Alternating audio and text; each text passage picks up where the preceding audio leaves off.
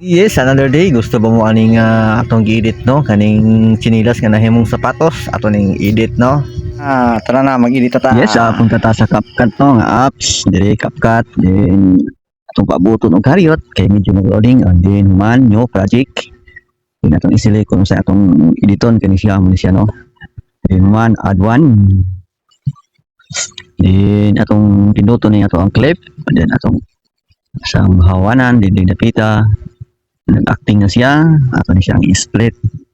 Once split kani sa una, kay wala na siya gamit atong i-delete. Kuman ana na siya no, acting na siya nga iyang giitsa, pag itsa ni niya makakatsa ni ato ni siyang i-split. Kung pag split na to, ato ni siyang tinghalan nga imong porma, kung sa imong porma mo ra gyapon. Pag action na niya, kung magapit na siya mutagak, pag dapit na sa diha, ato ni siyang i-delete ning dapit sa unahan. Din ana na ka simple mo ka channel. Ato ni siyang i-delete kay wala man siya gamitin una, ato nang i-split din atong sulay og lantaw mo ni ang resulta mga ka-channel. Split lang ni dali lang kay yung oops oy nan sapatos na ang nigawas yun ana mga ka-channel. Tinuman kaya man siya acting, ato ni siyang i-split. Then kaning sa unahan kay wala man siya gamit, ato ni siyang ikuan, ato ni siyang i-delete. Then kaning CapCut ng ending plan di makita sa kuan, ato ni siyang i-delete mo.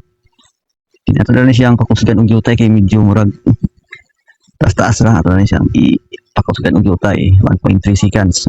Pan then ato ni sila og play acting raw oops oy nahimong sapatos nan ana ra. Then human ato ni siyang all ultra HD, ato ni i60 i-height, then parang quality atong video. Then human aspect ratio 9:16. Okay, din kamo na mag bala ani kung sa inyong ganahan nga kuan ani i-fix no.